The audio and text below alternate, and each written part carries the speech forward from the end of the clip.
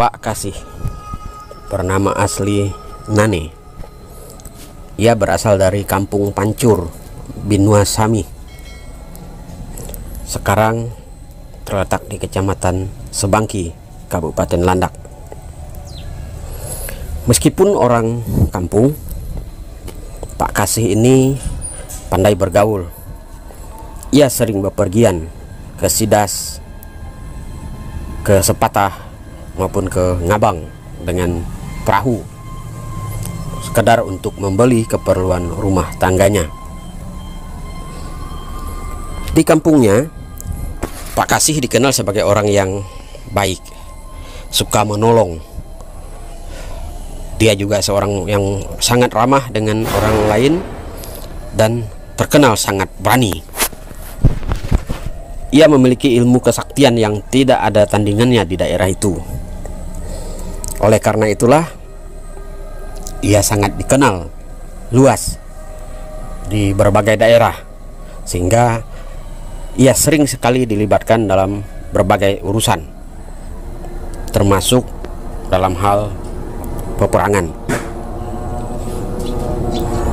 Sebagaimana dikisahkan dalam sejarah nasional Indonesia, bahwa di Ngabang, setahun setelah proklamasi kemerdekaan Indonesia oleh Soekarno-Hatta di Jakarta, Bardan Nadi, seorang pemuda di Ngabang, membentuk sebuah organisasi perjuangan yang bernama Laskar Gerakan Rakyat Merdeka, atau dikenal sebagai Laskar Geram. Hal ini dikatakan karena Belanda pada saat itu, setelah Perang Dunia Kedua, berupaya membonceng dengan tentara sekutu atau NIKA dan berniat untuk menduduki kembali seluruh wilayah di Kalimantan Barat. Di Ngabang, puluhan orang Laskar Gerakan Rakyat Merdeka ini beberapa kali menyerang markas Belanda. Kadang gagal, kadang juga berhasil membunuh tentara Belanda. Markas Belanda di Ngabang pada saat itu terletak di tepian Sungai Landak, atau di rumah dinas Bupati Landak sekarang ini. Serangan besar dilakukan oleh Bardan Nadi dan kawan-kawannya pada tanggal 10 Oktober tahun 1946 dan menewaskan beberapa orang tentara Belanda.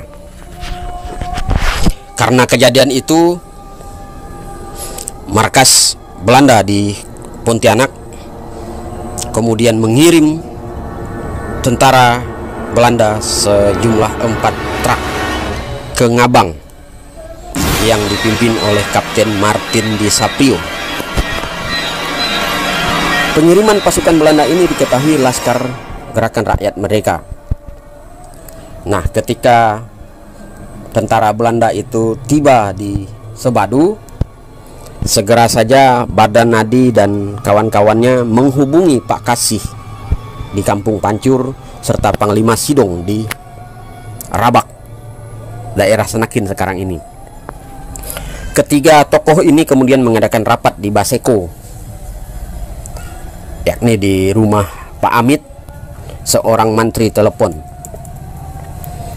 Setelah rapat itu, Panglima Sidong segera memerintahkan pasukannya untuk menebang pohon-pohon besar di sepanjang jalan Sebadu hingga ke Sidas, dengan harapan mobil truk yang membawa pasukan Belanda ini tidak dapat melewati daerah itu, sehingga mereka tidak sampai ke Ngabang.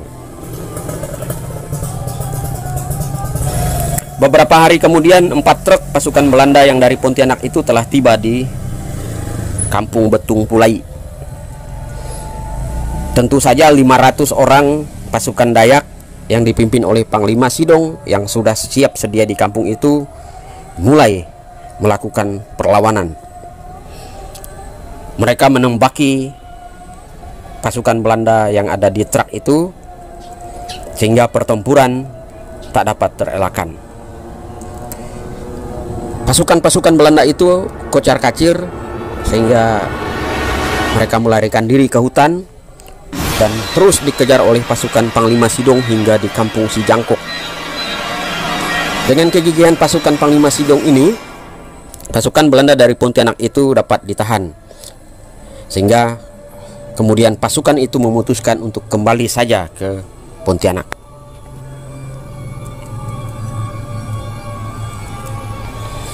Setelah pasukan Belanda kembali ke Pontianak,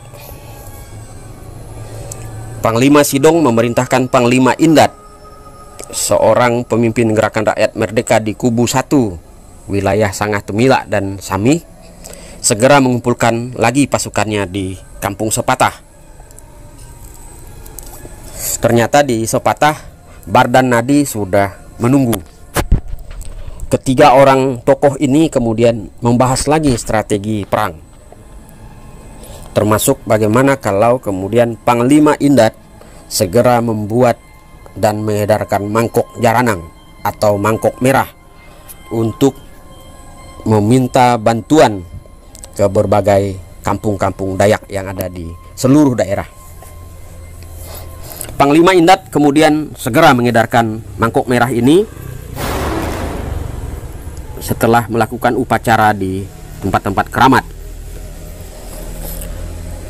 Ratusan orang Dayak dari berbagai kampung sudah berkumpul semua di Sidas. Baik itu orang-orang dari Menyuke, orang-orang dari Mempawah Hulu, orang-orang dari Sangah Tumila tentunya. Mereka siap menyatakan untuk berperang dengan tentara Belanda yang ketika itu terpusat di kota Ngabang. Panglima Sidong kemudian mengundang lagi Panglima Indat dan Bardan Nadi, termasuk Pak Kasih, untuk berkumpul di rumah Temenggung Amin Amer di Kampung Betung Pulai. Mereka melakukan pertemuan untuk membahas rencana peperangan, termasuk bagaimana kemudian membuat tentara Belanda tidak mampu melewati daerah di Sangah Tumila dan sekitarnya. Namun pertemuan itu dibubarkan karena mereka mengetahui ada seorang mata-mata Belanda hadir dalam pertemuan itu. Pertemuan lanjutan kemudian dilangsungkan di Kampung Sidas, yakni di rumah Utih Daris.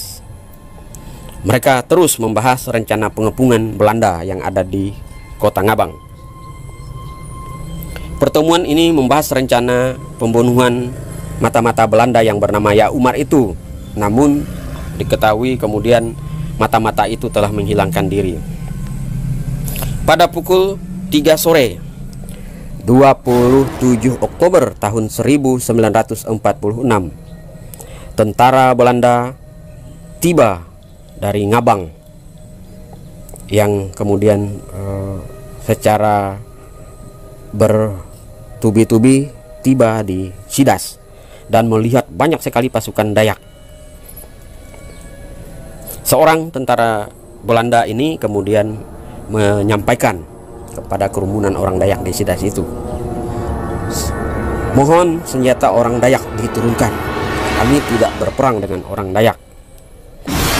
Dan kami akan menyerahkan kemerdekaan kepada orang Dayak." Namun permintaan pihak Belanda itu ditolak oleh Pak Kasih dengan keras, karena Pak Kasih tahu bahwa itu hanyalah tipuan belaka. Kedua kubu kemudian berunding lagi dan sepakat tidak akan saling menembak ketika itu. Setelah perundingan itu, Pak Kasih dan pasukannya beristirahat dan Sungai Sidas di bawah jembatan. Semua senjata perang yang mereka bawa diletakkan jimat dan sebagainya. Beberapa orang sedang memasak nasi dan air panas untuk membuat kopi. Pasukan Belanda yang di seberang Sungai Sidas itu juga tampak beristirahat. Jarak antara pasukan Belanda dengan Pak Kasih dan pasukannya sekitar 100 meter. Entah kenapa tiba-tiba seseorang menembak dari arah beristirahat itu. Segera saja pasukan Belanda melakukan tembakan membabi buta, sehingga tewaslah Pak Kasih dan pasukannya di tempat itu.